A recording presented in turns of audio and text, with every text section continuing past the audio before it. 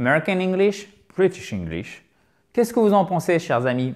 Faut-il parler l'anglais américain ou l'anglais britannique?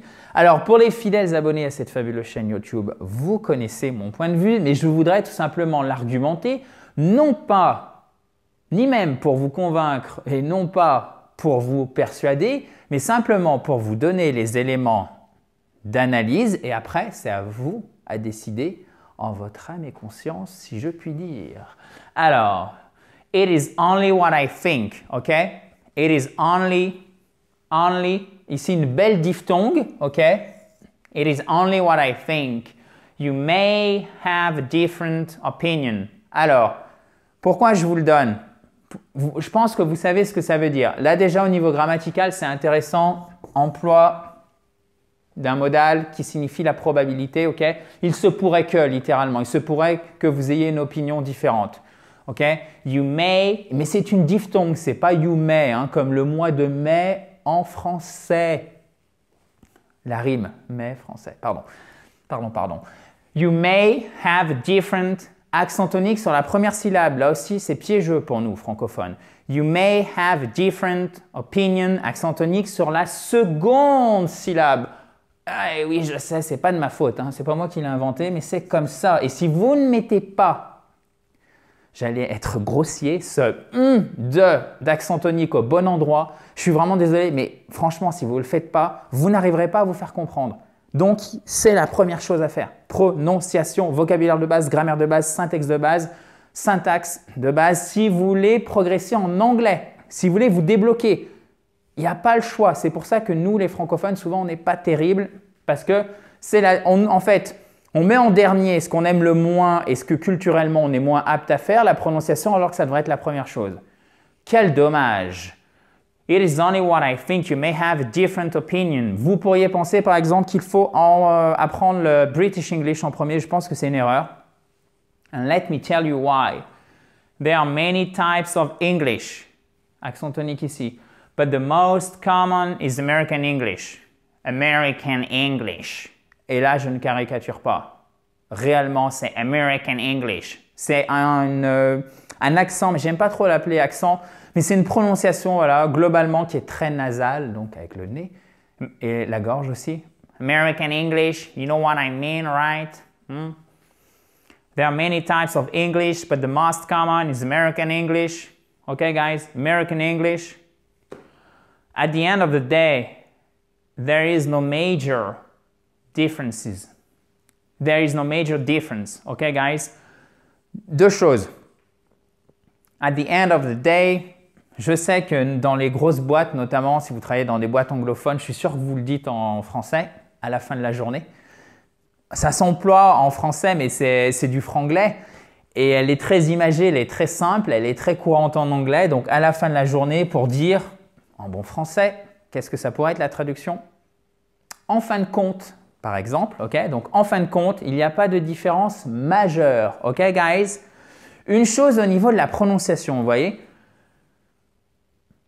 Si vous dites majeur, imaginez la différence. Bon, je me moque un petit peu de l'accent français, mais c'est gentillet parce que, alors vraiment, c'est gentil, tout court.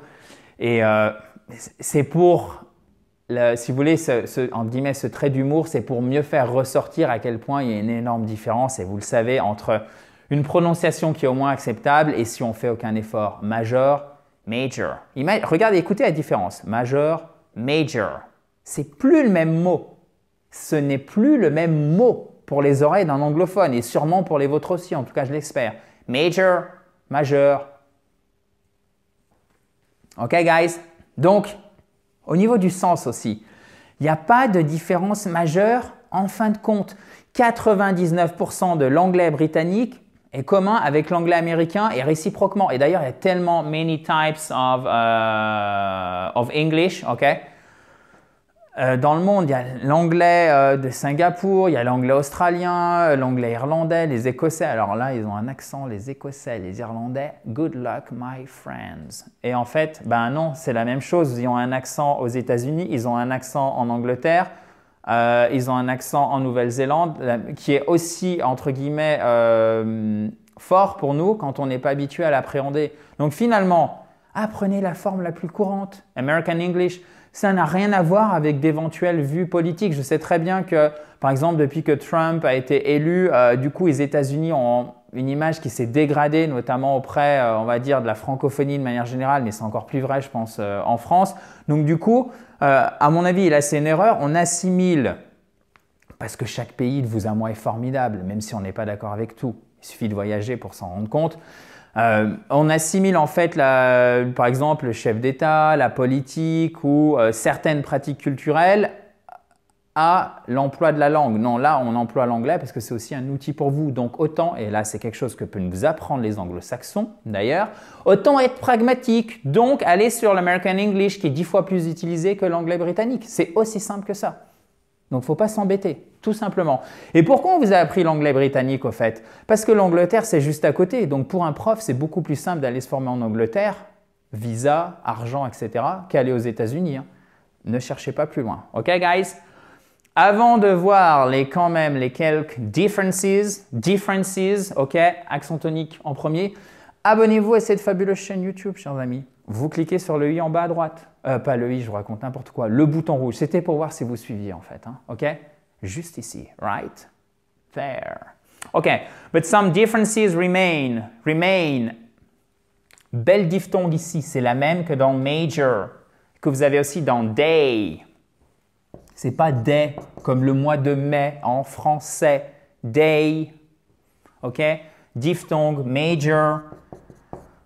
Some differences remain. So, spelling, l'orthographe. Vous le savez, il y a des différences d'orthographe. Ça ne change pas la prononciation entre les deux. OK? Vous avez OUR en britannique pour tout un tas de mots et le U, si je puis dire, va sauter en American English. OK? Color. Ensuite, vocabulary. Pas facile à prononcer, lui. Accent tonique. Souvent, c'est les mots assez longs qui ressemblent au français qui ne sont pas faciles à prononcer. Accent tonique sur la seconde syllabe. Vocabulary. Donc, typiquement, en vocabulaire, mot très courant, je vous ai mis un exemple, il y en a des dizaines d'exemples.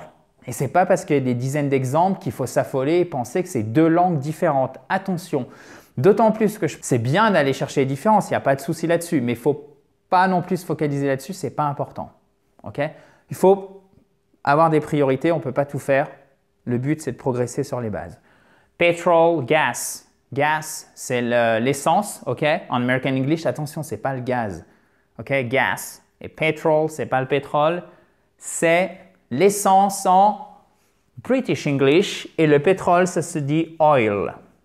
Et d'ailleurs, les spécialistes du pétrole, par exemple, si vous êtes dans le forage, vous parleront de l'huile. Oil. OK, guys? Ensuite, pronunciation. Ben, vous le savez, le double T ou le T, quand il est sous pression, c'est-à-dire entre deux voyelles, eh bien, il devient presque comme un de. C'est pour ça qu'en phonétique, vous aurez le T avec un arc de cercle dessous. Ça, c'est en American English, qui signifie qu'il devient presque comme un de, ce qui nous donne better. Better. Et en British English, better. On a le te qui est bien prononcé, vous voyez, c'est une prononciation très claire. Qu'on peut trouver d'ailleurs, je comprends bien aussi que vous aimez bien le British English. Souvent, on m'a dit c'est assez classe, etc. Tout à fait, bien sûr. Après, vous pouvez choisir la forme que vous voulez. C'est vous qui choisissez. Moi, je vous donne les éléments, vous faites votre choix. C'est comme je vous disais, on reboucle, si je puis dire, en votre âme et conscience. OK? Better, better. Et ensuite, grammar. Accent tonique sur la première syllabe. Grammar. Plus simple en American English, même s'il n'y a pas d'énormes différences, mais autant simplifier la vie, notamment au niveau des auxiliaires. Du coup, on n'utilise plus que deux auxiliaires au présent simple pour faire les questions en American English, do et to be. Et ce qui nous donne do you have a car? Alors qu'en British English, on va utiliser un troisième auxiliaire qui est have au présent simple. J'ai bien au présent simple. Have you got a car? OK? Et la même, en fait, c'est des phrases totalement équivalentes, hein, c'est la même chose. En American English, do you have a car? No, I don't. OK? Have you got a car? No, I haven't got a car. OK, guys? Utilisant l'American English, du coup, il a fallu que je réfléchisse à la réponse. Bon, j'espère que c'est clair pour vous, chers amis. Vous faites votre propre avis. Pour résumer, c'est comme vous voulez. Moi, je vous ai donné les éléments. Je vous ai exprimé ma préférence. J'espère l'avoir argumenté de manière solide. Si vous avez en tout cas apprécié cette vidéo, n'hésitez pas à faire what? À mettre un gros pouce bleu juste ici en bas à droite. Récupérez aussi le kit complet pour vous mettre ou pour vous remettre à l'anglais. C'est pas compliqué, vous cliquez sur le i en haut à droite, il arrive directement dans votre boîte mail. If you're on Facebook, the link is right above my head. Si vous voulez votre kit, il est juste au-dessus de ma tête.